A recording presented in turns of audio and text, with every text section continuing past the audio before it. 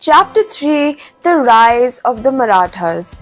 In the 17th century, when the Mughal Empire stretched across much of the Indian subcontinent, a new power rose from the rugged hills of the western Deccan, the Marathas. Emerging from small agrarian clans and regional chieftains, the Marathas transformed themselves into a mighty political force that not only challenged imperial rule but also sought to revive indigenous governance and culture. The story of the Marathas is one of courage, resilience, and an unyielding spirit of self rule. Society gained a strong cultural base as a result, which subsequently aided the Marathas to organize as a political force.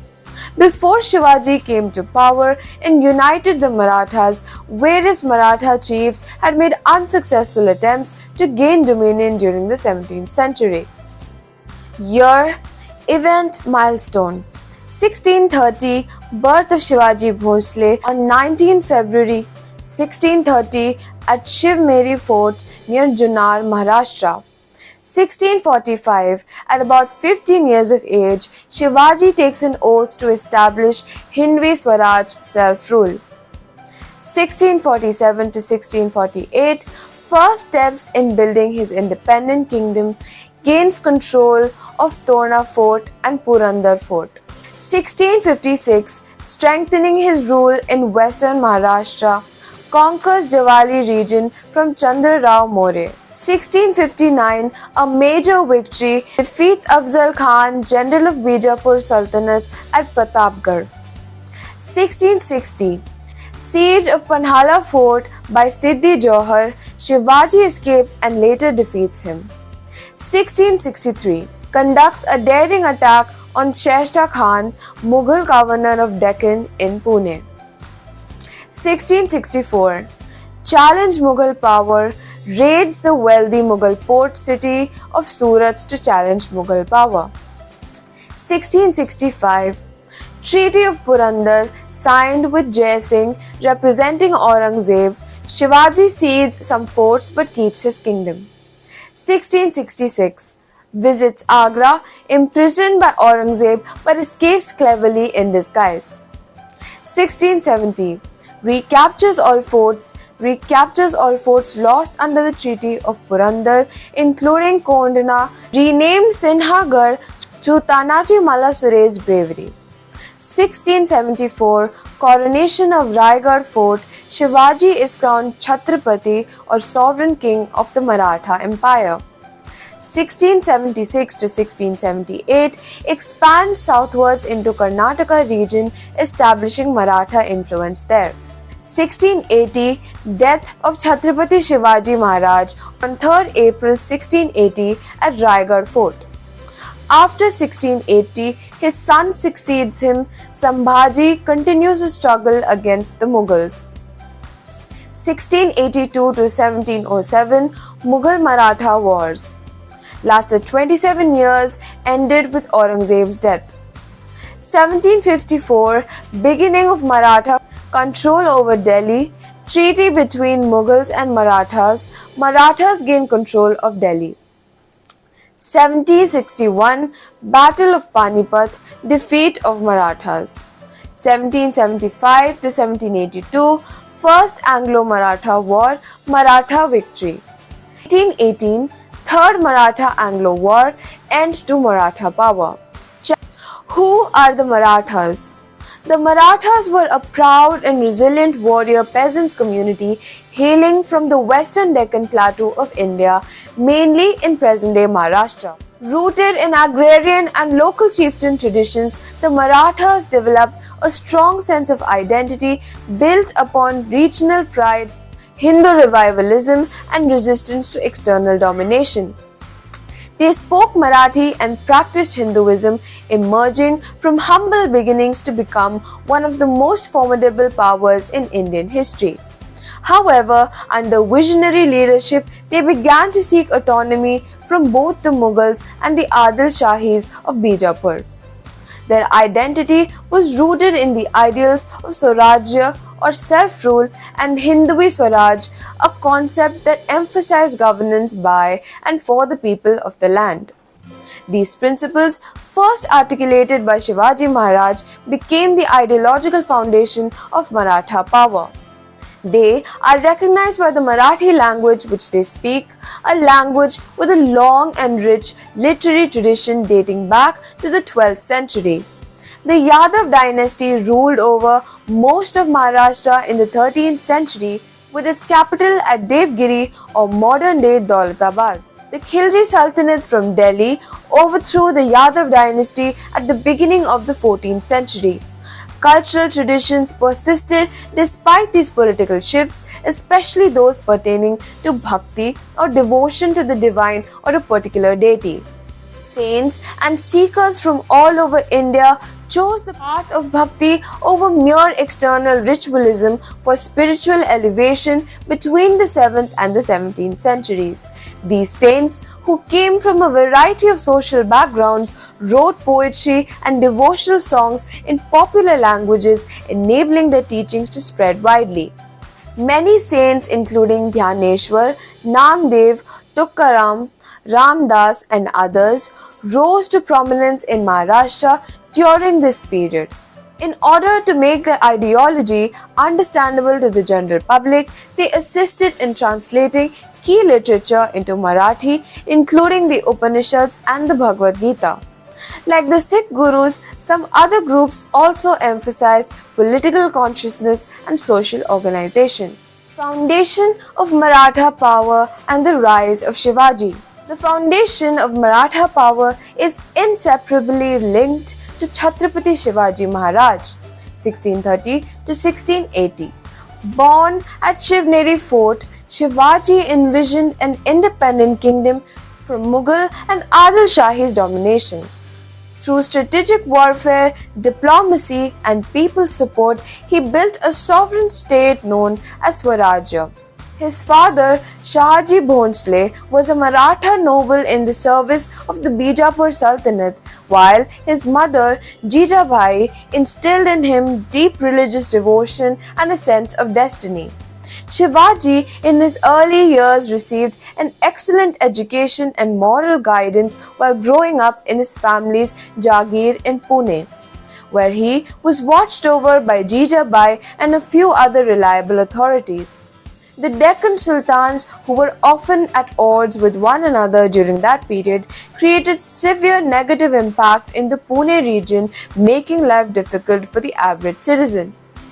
Shivaji's early campaigns were marked by remarkable strategic brilliance. His genius lay in guerrilla warfare known as Ganimi Kawa, which exploited the rugged terrain of the Sayadri Hills, conducting surprise attacks on enemy camps and capturing forts such as the Torma, Purandar, and Raigad, which became the backbone of his kingdom. In 1674, he was crowned Chhatrapati at Raigad, marking the establishment of a sovereign Hindu kingdom. His rule emphasized justice, efficient governance, and religious tolerance.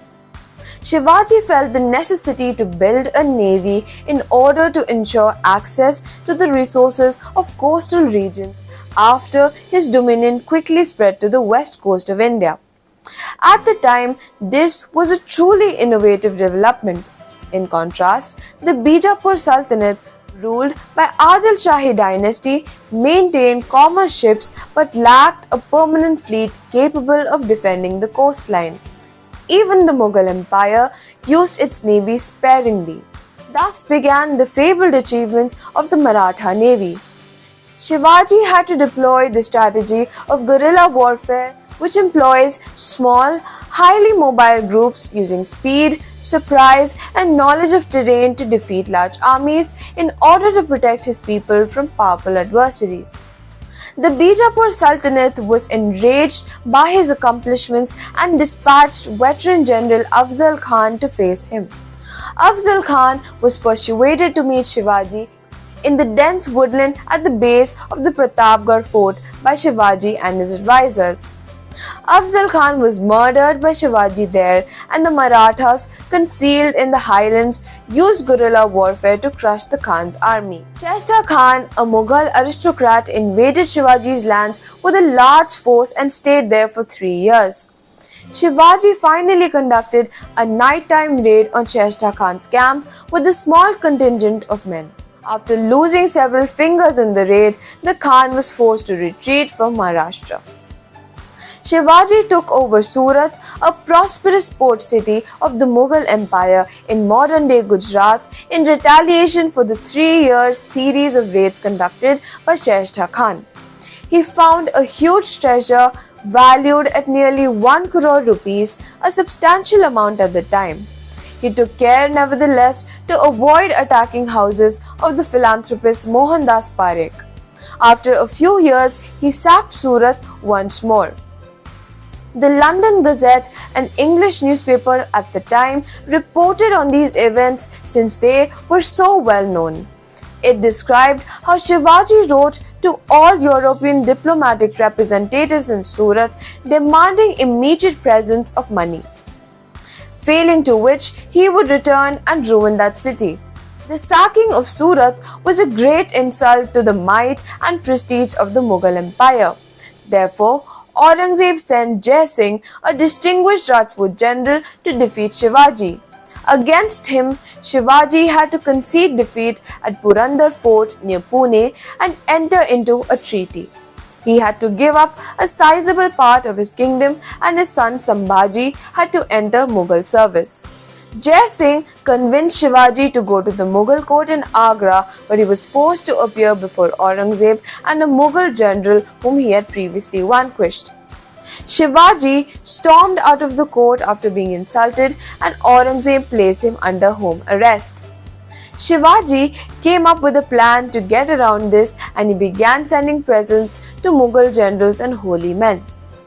Typically presented in large baskets, the gifts included mithai or sweets and fruits.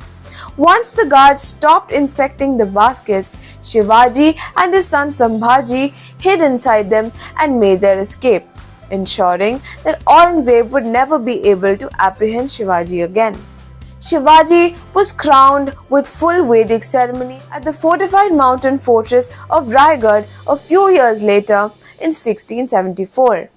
Following his coronation, he was formally named Sri Raja Shiva Chhatrapati, and like several previous kings, established his own era known as the Rajabhisheka Shakha. Shivaji then launched a series of successful military campaigns known as the Conquest of the South or Dakshina Digvijay, which comprised parts of Karnataka and the important but poorly fortified area of modern-day northern Tamil Nadu during the late 1670s. Later, the Marathas had significant strategic depth against the Mughal invasion because of this southern extension. This expedition expanded the Maratha Empire beyond Maharashtra and demonstrated Shivaji Maharaj's strategic brilliance, courage, and political vision. Chhatrapati Shivaji Maharaj and slave trade. During the 17th century, several coastal regions of India were involved in the Arabian Sea trade network, which included not only exchange of spices, textile, and metals, but also, unfortunately, the trade of enslaved people. European powers such as the Portuguese, Dutch, and English actively participated in this trade along India's western coast. However, Chhatrapati Shivaji Maharaj strongly opposed such inhumane practices. His administration and naval policy were designed to protect the Indian coastline, prevent foreign exploitation, and ensure the dignity and safety of his people. At the age of 50, Chhatrapati Shivaji Maharaj passed away from a brief illness, leaving behind a powerful legacy that shaped the course of Indian history. A brilliant strategist, administrator, and nation builder, he transformed a small regional power into a disciplined and self-reliant kingdom. His courage and vision made him a hero not only in Maharashtra but also across the entire subcontinent. European chroniclers admired his military skill and compared him to legendary commanders such as Alexander the Great and Hannibal. His ideals of Swarajya or self-rule and Hindui Rajya inspired countless warriors and rulers who came after him. Among them was Chhatrasal of Bundelkhand, who followed Shivaji's example and carved out an independent kingdom in central India. Even poets and scholars were moved by his life.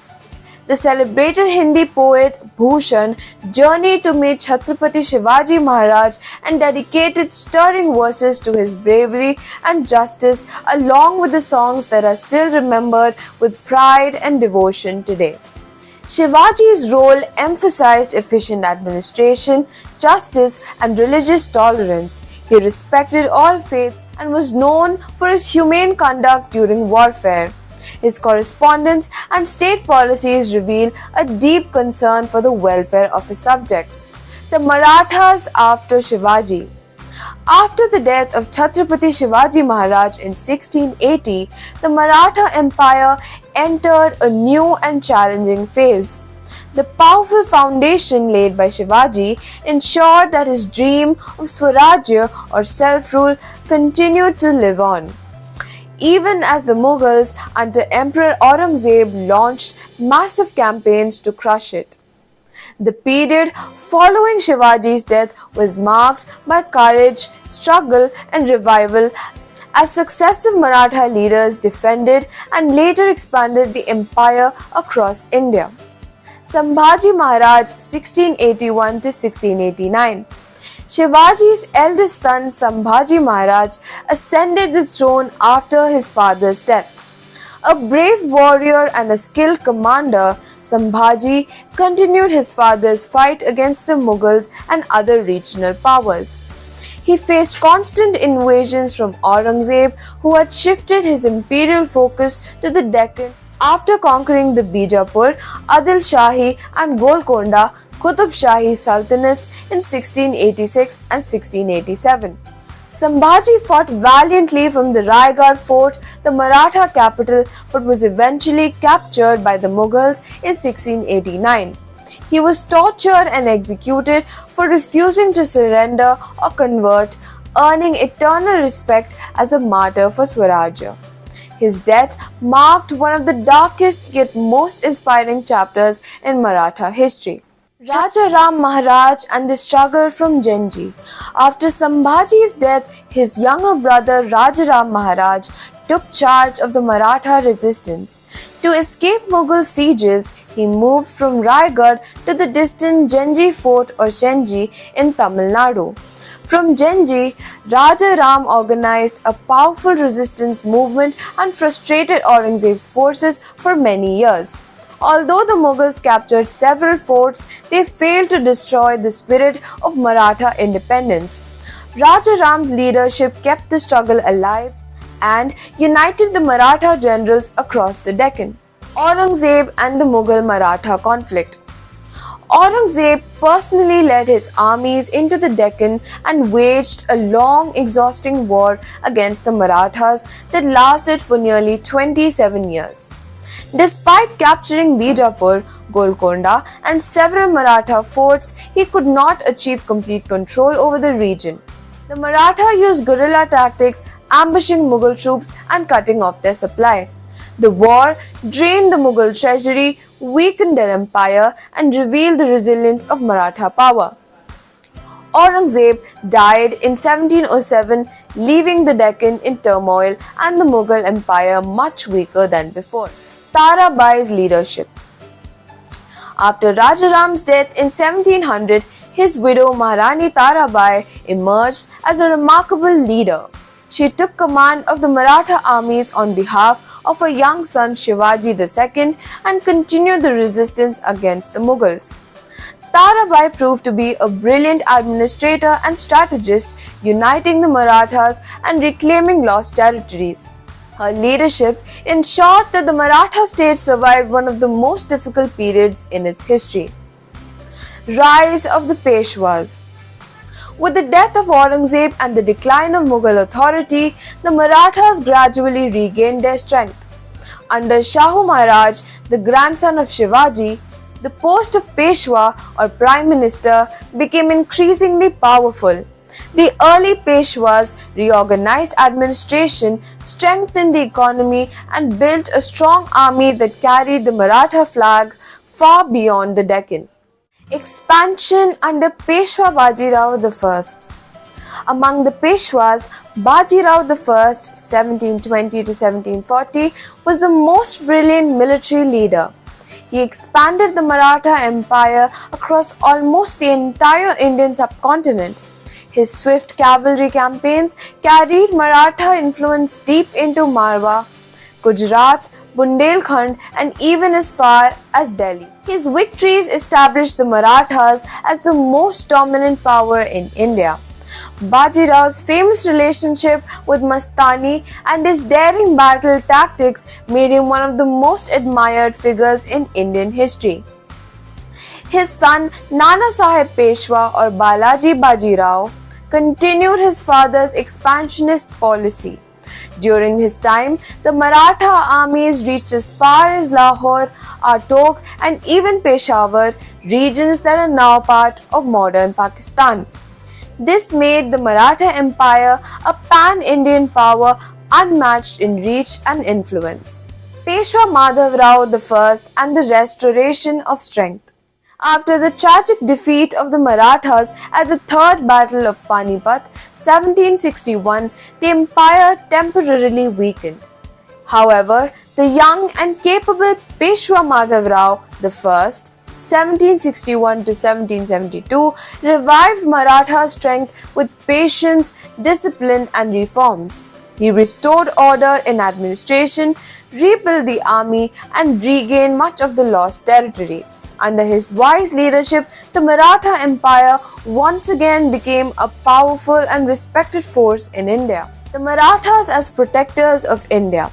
By the mid-18th century, the Marathas had become the strongest power in India, replacing the declining Mughals. Their armies moved across North India, collecting tribute and establishing Maratha influence from Bengal to Gujarat. The Marathas effectively became the defenders of India's political independence, resisting not just internal rivals but also foreign invaders like the Afghans. However, their defeat at the Third Battle of Panipat, 1761, against Ahmad Shah Abdali weakened their unity, though it did not end their power completely. Mahaji Scindia and the revival of Maratha power. After the disaster at Panipat, it was Mahaji Shinde, also known as Mahaji Scindia, who played a key role in reviving the Maratha Empire. A brilliant general and statesman, Mahaji rebuilt the Maratha army, modernized it with the help of European officers, and re-established control over North India, including Delhi. He became the protector of the Mughal Emperor Shah Alam II and restored the Maratha influence at the imperial court. Under his leadership, the Marathas once again became a decisive power in Indian politics until the British began to challenge their authority. The Anglo-Maratha Wars. The British East India Company, which had already established its control over Bengal and parts of South India, now aimed to subdue the Marathas, who were the last great obstacle to their expansion in India. This led to three Anglo-Maratha wars in the late 18th and early 19th centuries. First, the First Anglo-Maratha War, 1775 to 1782. It was fought between the British and the Maratha chiefs after the British supported a claim to the Peshwa throne. The Marathas, united under leaders like Mahaji Shinde, fought valiantly and forced the British to sign the Treaty of Salbai in 1782. The treaty recognized Maratha power and brought temporary peace. Second, the Second Anglo-Maratha War, 1803 to 1805. The British exploited internal divisions among the Maratha chiefs, namely the Scindias, Holkars, Bhonsles, and Gaikwads. Despite strong resistance, the British defeated the Marathas in battles at Asai, Argaon, and Delhi. Major territories were lost, and British influence expanded across western and central India. Third, the Third Anglo-Maratha War, 1817 to 1818, the final and decisive conflict between Maratha political independence. The British defeated Peshwa Bajirao II and annexed his territories.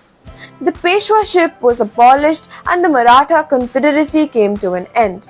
Only princely states like Gwalior, Indore and Baroda survived as British protectorates. The British conquest of India from the Marathas, not the Mughals. By the early 19th century, the Mughals had already lost their empire and power. The Marathas were the true rulers of large parts of India, maintaining independent armies, territories and political control. When the British finally expanded their rule over India, they did so by defeating the Marathas and not the Mughals or any other power. It was through the Anglo-Maratha Wars that the British gained control over most of the Indian subcontinent. Thus, India was taken more from the Marathas than that from the Mughals. The period after Shivaji Maharaj's death was filled with hardship, heroism, resilience, unity, courage and revival. From the brave sacrifices of Sambhaji and Rajram to the visionary leadership of the Peshwas, and from defending Swarajya against the Mughals to standing as the last great Indian power before British rule, the Marathas shaped India's destiny for over a century. Leaders like Mahatji Shinde, Bajirao I and Tarabai proved that Shivaji Maharaj's vision of independence and good governance could survive even in difficult times.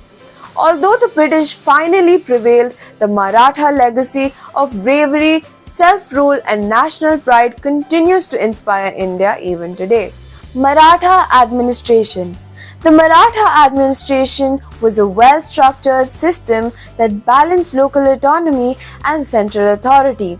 Shivaji's administrative system was one of the most efficient of his time, combining ancient Indian political ideas with pragmatic reforms. It was divided into civil, military and judicial branches, ensuring both efficiency and accountability. Civil administration. Shivaji established a relatively centralized system of government for his realm. He provided salaries to all government officials from the state treasury and eliminated land assignments and hereditary positions which were typically used by the sultans or Mughals. In order to prevent them from having sufficient authority to impose conditions on the king, numerous officials were also moved on a regular basis. Shivaji showed his concern for the soldiers and their families by providing pensions to widows of soldiers who lost their lives in combat and even granting their sons military positions.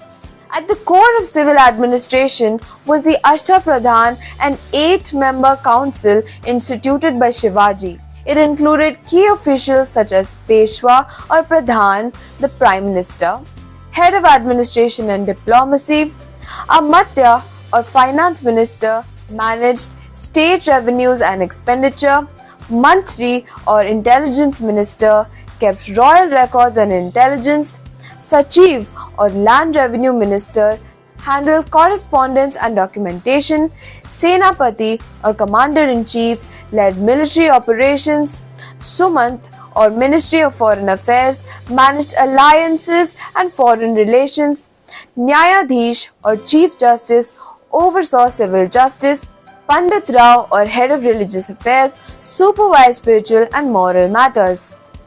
Shivaji emphasized local governance through Deshmukhs and Patils, ensuring that administration reached the village levels. Shivaji demonstrated his authority by minting copper and gold coins under his own name. He also asserted his cultural identity by using Devanagari script. The Patwardhans, who were generals under the Peshwa, struck the uncommon Maratha currency known as the Ganpati Pant Pradhan rupee in the early 19th century. It has inscriptions in both Persian and Devanagari characters. As the Mughal form of currency was so popular in the 18th century, the Marathas frequently imitated it while adding their own cultural insignia. Revenue was collected mainly in kind, though monetary assessments became common under later rulers.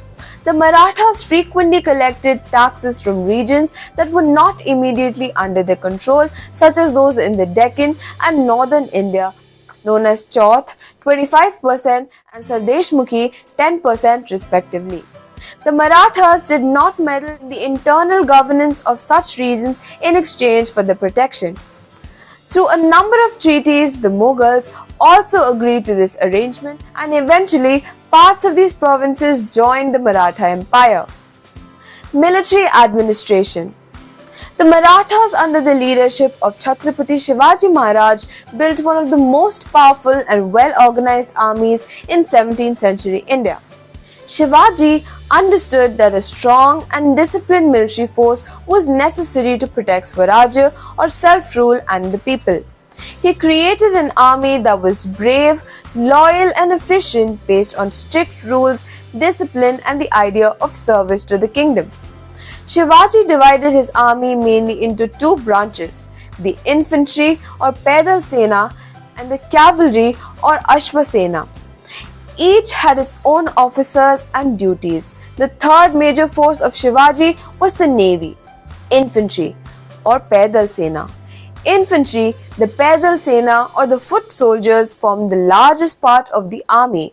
They were skilled in using swords, spears, bows and later guns. They defended forts, fought in difficult terrains and moved silently through forests and hills. Cavalry or Ashva Sena. The cavalry or the Ashva Sena was the pride of the Maratha army. Horsemen moved quickly from one region to another, making surprise attacks on the enemy. They were divided into two main groups. Shiredars maintained their own horses and weaponry. Bargirs. Horses and equipment were provided by the state. Records of soldiers, horses, weapons and payments were properly maintained. The forts, pillars of defense. Forts or kile were the backbone of Maratha military power. Each fort had a kiledar or fort commander who managed defense, supplies and soldiers. Shivaji rebuilt and strengthened many forts including Raigad, Pratapgarh, Sindhudurg and Raigad. Strict discipline was ordered and no soldier was allowed to misuse the property of the local people near the forts. Organization and discipline. In order to reduce corruption and other illegal practices, soldiers were paid regular salaries. Each officer had a defined rank and responsibility, and the army followed strict rules such as Chhatrapati Shivaji Maharaj had ethical administration and justice-oriented governance. There are indeed several primary and secondary sources that support the claim that Shivaji gave strict orders to his officers not to harm or oppress his subjects or seize their property unjustly. Krishnaji Anand Sabhasad, a contemporary of Shivaji and an officer in his court, notes that Shivaji gave orders to his officials and soldiers. No one should harass the riots. Do not take even a blade of grass from them without payment. Protect their honor and property as you would your own. Shivaji ordered that civilians should not be harmed, nothing should be taken from villagers without paying them, and the honor of women and property should be respected by all. He was strict in punishing any of his officers who did otherwise. Weapons and training. The Maratha army used swords, spears, muskets, bows, arrows, cannons, and matchlocks. Training included horse riding, archery, climbing, and guerrilla tactics. Weapons were repaired and stored in special warehouses called the Topkhanas. Beginning with Shivaji himself, rockets were employed in military engagements, and by 1770, metal tube rockets had also been used. Guerrilla warfare, Ganimi Kawa. Shivaji perfected a unique style of fighting known as guerrilla warfare or Ganimi Kawa. Soldiers attacked suddenly and disappeared into hills or forests. Knowledge of local geography and support from villagers helped them win against larger armies. Shivaji emphasized honesty, bravery, and respect for the common people. Soldiers were punished if they looted or harmed innocent people. After Shivaji, successors like Sambhaji, Rajaram and later Peshwas such as Baji Rao expanded and modernized the army. The Marathas became a major military power and controlled a large part of India in the 18th century. The Maratha military administration was not only about fighting but also about discipline, loyalty and protection of the people. Shivaji Maharaj's system made the Marathas strong, organized and respected across India. His ideas of warfare and ethics still inspire the spirit of courage and service.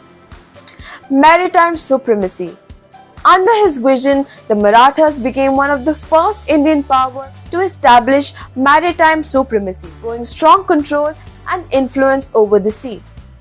Shivaji observed that the European traders had acquired wealth and power through their ships. He believed the one who controls the sea is the real master of the land. So he decided to build a navy to protect the long Konkan coastline of Maharashtra, safeguard trade routes, stop foreign invasions, and ensure freedom over the Arabian Sea. To secure his naval base, Shivaji built and strengthened several sea forts along the western coast.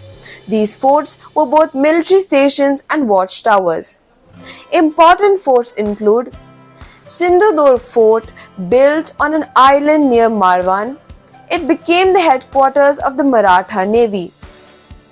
Vijayadurg Fort, known as the Eastern Gibraltar, it was a strong naval fort and shipbuilding center. Suvarnadurg, Ratnagiri, Kolaba and Kandheri forts, used for guarding sea routes and for naval defense.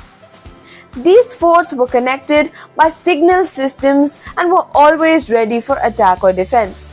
The Maratha Navy was one of the strongest coastal forces in India during the 17th and 18th centuries. It consisted of different types of ships: Gurabs and Gulbats, small, fast ships used for attacking enemies and for quick movements; Pals and Mancheks, larger ships designed to carry soldiers and heavy weapons. The navy was commanded by brave admirals called Sarkhels. Kanoji Angre was the most famous admiral of the Marathi Navy. He protected the coastline from foreign powers and pirates for nearly 30 years. The British and Portuguese called him the Maratha Admiral of the Western Coast. His naval base at Kolaba Fort, Alibag, was highly fortified and of strategic importance. The European navies were the greatest asset in India at the time. They made Indians pay for the naval trade passes known as cartas in Portuguese and seized any ships that did not have one. The Marathas objected to this practice and began demanding passports from the European ships, which angered the Europeans and led them to call Kanoji Angre a pirate. Under the leadership of Kanoji Angre, the Maratha naval defeated many European ships and collected taxes or chauts from traders sailing through Maratha waters.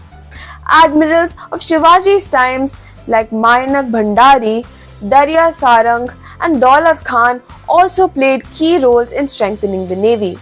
The Maratha Navy not only fought enemies but also protected local fishermen and traders from sea robbers.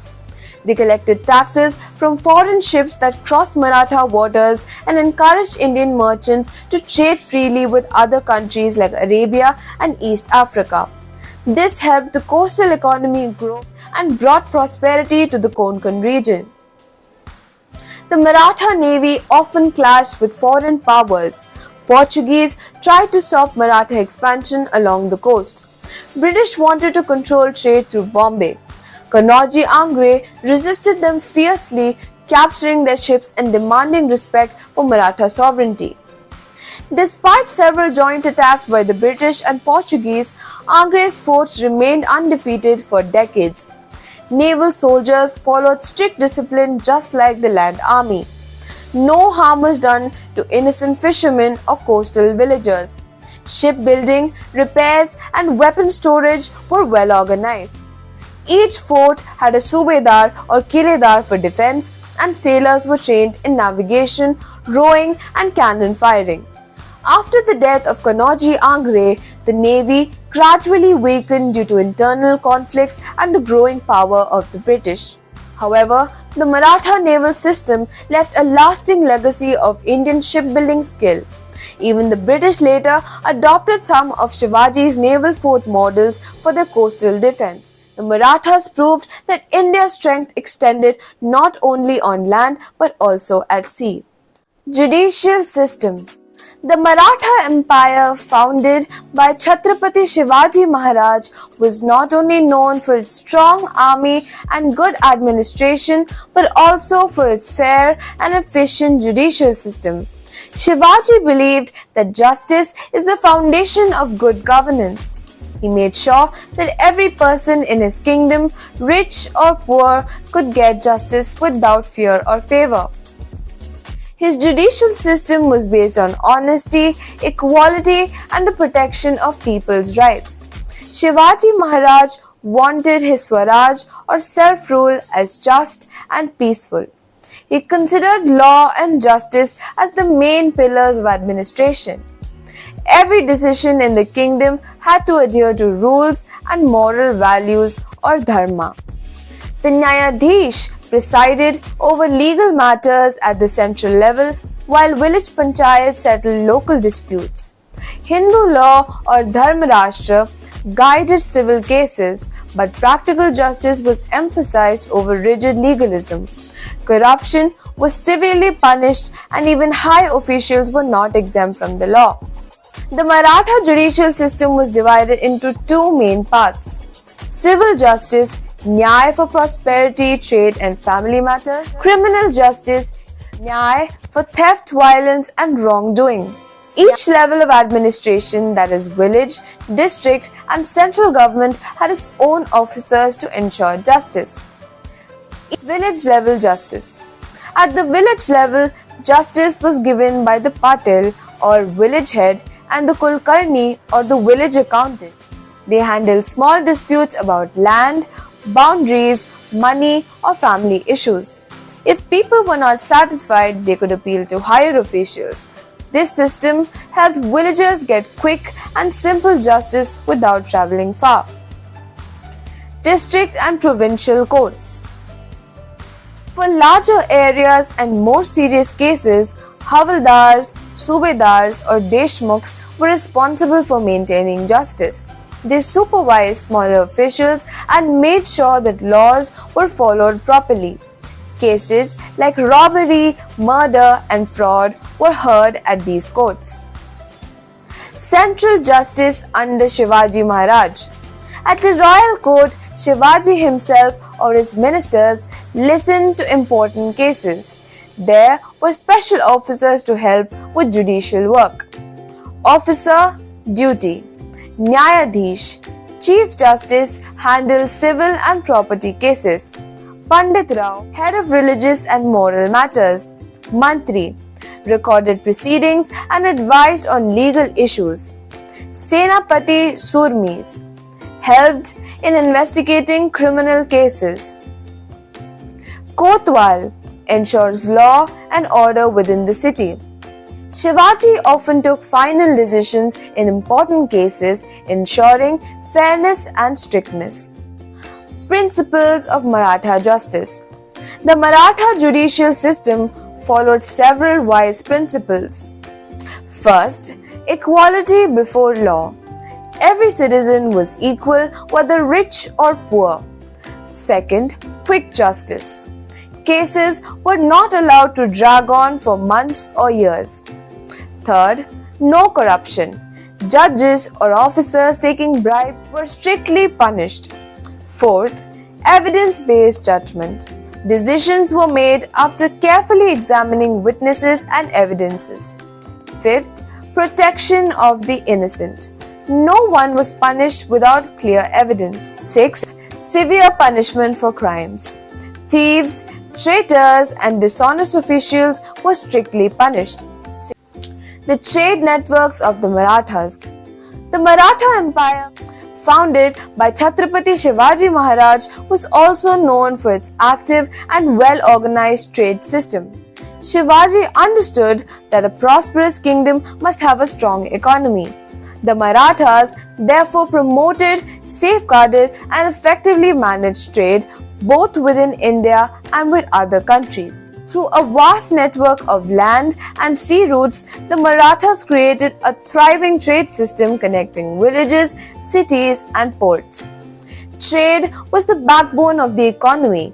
It helped in bringing wealth to the kingdom, providing employment to artisans, farmers, and merchants, supporting the army and administration through taxes, and spreading Maratha influence across India and the seas. Land trade routes. The Marathas developed safe and efficient land trade routes across their empire, from Pune and Satara to Surat, Burhanpur and Nagpur, from Kolhapur and Karat to Goa and the coastal towns, from Delhi to Marwa to Pune and South India. These routes passed through hilly regions and plains connecting the Deccan Plateau and the North and South India. Maritime or sea trade. The Marathas were great seafarers under Shivaji Maharaj and later Admiral Kanoji Angre. They built a strong navy and encouraged sea trade along the western coast. Major ports: Surat, Rajapur, Dabhol, Malwan, Vijayadurg, Kolaba, and Sindhudurg were important trading ports. These ports connected India to Arabia, Persia or Iran, East Africa, and Southeast Asia. Maratha ships were frequently dispatched to ports as far afield as Malacca, Malaysia, Muscat, Oman, and Mocha, Yemen. Gold, textiles, and other goods were transported by some of these ships. The Maratha Navy protected these trade routes and charged taxes or chauth on foreign ships that entered Maratha waters. Cultural revival. The Maratha era saw a cultural renaissance in literature, music, and architecture. Temples and forts symbolized both faith and defense. The period also encouraged a revival of Hindu festivals, traditions, and local art forms integrating faith with patriotism. Chhatrapati Shivaji Maharaj took remarkable steps to enrich the cultural and linguistic heritage of Maharashtra. One of his significant contributions was the commissioning of a scholarly work titled Rajya Vyavaharoksa, a comprehensive administrative glossary designed to promote the use of Marathi in official and diplomatic affairs. This treatise systematically replaced the Persian terms commonly used in governance with their Sanskrit counterparts, thereby purifying and strengthening the local linguistic tradition. As a result, the prevalence of foreign vocabulary in Maratha state correspondence declined notably, and Marathi emerged as a language of prestige and authority. Deeply rooted in his devotion to Hindu Dharma, Shivaji was also known for his broad-minded respect towards all faiths. He upheld the values of tolerance, ensuring that people of diverse beliefs found security under his rule. The saffron banner, symbolizing courage, purity, and faith, became the unifying emblem for the Marathas. Alongside his political achievements, Shivaji actively encouraged the revival of art, literature, and religion. He ordered the restoration of temples that had been desecrated, extended patronage to scholars and poets writing in Sanskrit and Marathi, and fostered the growth of spiritual and cultural institutions. Perhaps Shivaji's greatest legacy lay not only in his military triumphs or administrative acumen, but in the renaissance of ancient Indian ideals of self-rule and cultural pride.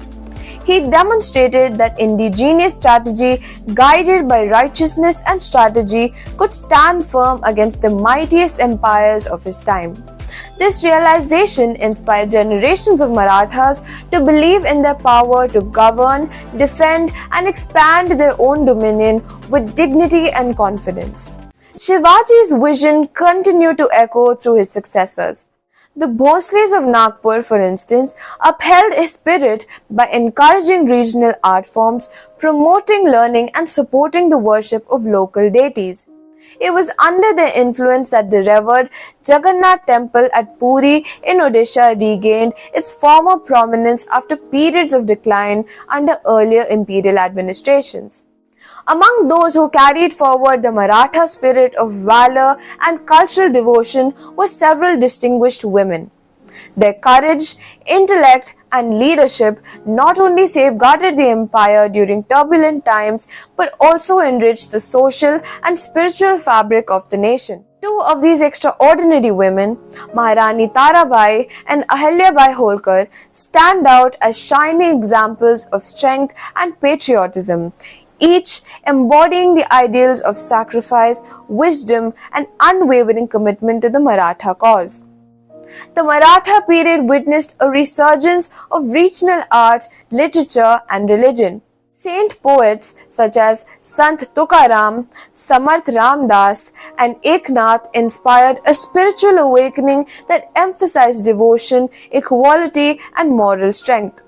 The Marathi language flourished and temples became centers of both faith and community life. Festivals such as Ganesh Chaturthi and Dashera gained renewed importance under royal patronage. This cultural revival helped unify diverse communities within the empire and strengthen Maratha identity. The cultural flourishing under the Tanjavur Maratha. Moving southward in Indian history, we come across another remarkable story of cultural blending and artistic brilliance, the rise of the Tanjavur Marathas. In the late 17th century, a Koji Bhonsle, also known as Venkoji, the half-brother of Chhatrapati Shivaji Maharaj, conquered the Tanjavur region in present-day Tamil Nadu. This event marked the beginning of Maratha rule in southern India, giving rise to a kingdom that became a symbol of unity between northern and southern cultural traditions. The Tanjavur Marathas established a rich, inclusive, and innovative cultural environment where ideas, languages, and art forms freely interacted. Their rule witnessed an extraordinary synthesis of Marathi, Tamil, Telugu, and Sanskrit traditions, leading to the emergence of a vibrant multilingual court culture. Patrons of art and literature. The rulers of Tanjavur were known for their deep love of learning, literature, and performing arts. Many of them were poets, scholars, and dramatists themselves. They composed works in Marathi, Sanskrit, and Tamil, and also encouraged the translation of important literary texts into local languages, making knowledge accessible to all.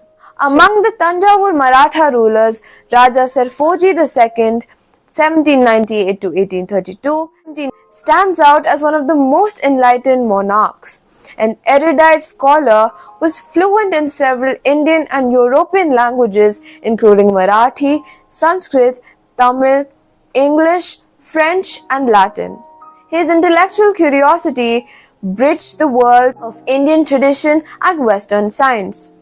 Sarfoji II's cultural and educational reforms. Sarfoji II's reign brought a period of extraordinary progress in education, medicine, and the arts. He established the Saraswati Mahal Library, which became one of the oldest and richest libraries in Asia. The library preserved thousands of rare manuscripts written on palm leaves covering subjects like astronomy, mathematics, literature, philosophy, and medicine. Sarfoji also composed a Marathi play, Devendra Kurvanji, in which he imaginatively described the known geography of the world, blending art with scientific curiosity. This reflects his forward-looking approach and his desire to combine creativity with knowledge. Under his royal patronage, music and dance flourished. Many brilliant musicians and composers received encouragement at his court. contributing to the evolution of modern Carnatic music. Likewise, the foundation of the classical dance form Bharatnatyam was strengthened during this period as the art began transitioning from temple performances to court and stage presentation. As the scientific spirit and medical advancement. One of Sarfoji II's most visionary achievements was his keen interest in science and medicine. He founded the Dhanvantari Mahal, a medical research and training center that offered free healthcare to the public.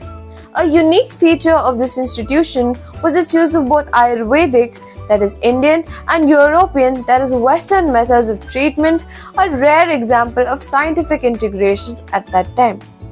To promote knowledge and education, Sarfoji also established one of India's earliest printing presses set up by an Indian ruler. Through his press, books were printed in Marathi, Tamil, and English, helping to spread literacy and modern learning among the people of Tanjavur and beyond. Historical documentation and heritage preservation. Sarfoji's sense of history was equally profound. He ordered the chronicles of the Bhonsle dynasty to be inscribed on the walls of the grand Brihandeshwara temple at Tanjavur, a UNESCO World Heritage Site and one of the largest temples in India. This inscription remains one of the longest written records in stone, ensuring that the story of his lineage and achievements would be preserved for generations. A syncretic cultural legacy. The society of Tanjavur under the Marathas was a living example of unity in diversity. The Marathi language and traditions of the ruling family blended harmoniously with the Tamil and Telugu influences of the region. Sanskrit scholarship also continued to flourish under their patronage. The result was a harmonious fusion of North and South Indian cultures where arts, languages, and philosophies intertwined to create a shared identity of creativity and tolerance. This multilingual and multicultural atmosphere made Tanjavur a prominent intellectual and artistic center of southern India. It became a place where poets, musicians, and scholars from different regions gathered, enriching each other's traditions and leaving a legacy that still echoes in Indian art and culture today. The Maratha legacy. The Marathas reshaped Indian history by challenging imperial dominance and reviving indigenous power. Their centralized model of governance, efficient administration, and cultural patronage left a lasting imprint. Rising from the rugged hills of the Deccan under the leadership of Chhatrapati Shivaji Maharaj, the Marathas boldly challenged the supremacy of the Mughal Empire and laid the foundation for a new Indian power that would soon dominate the subcontinent. By the 18th century, the Marathas had established the largest indigenous empire in India before the advent of British rule, extending the influence across vast regions of central, western, and northern India. The story of the Marathas is the story of India's resilience and renewal. Rising from regional strength to national prominence, they challenged mighty empires and proved that freedom and good governance were possible under Indian leadership. Their vision of Swarajya, rule by and for the people, continues to echo through India's democratic ideals today. Through courage, efficient administration, and cultural revival, the Marathas not only defended their land but also reawakened the Indian spirit of independence, sowing the earliest seeds of the movement that would one day lead to a free India. The rise of the Marathas was more than a political revolution, as it was a movement of self-rule, courage, and cultural pride. From Shivaji's forts in the Sahyadris to Ahilyabai's temples along the banks of the Narmada, the Maratha legacy stands as a testament to the resilience and vision of a people who dreamt of sovereignty in their own land.